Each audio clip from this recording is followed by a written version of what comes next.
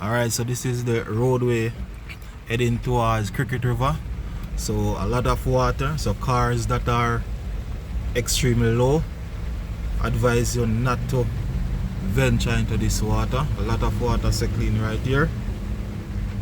So again, this is the road heading towards Cricket River from Trout.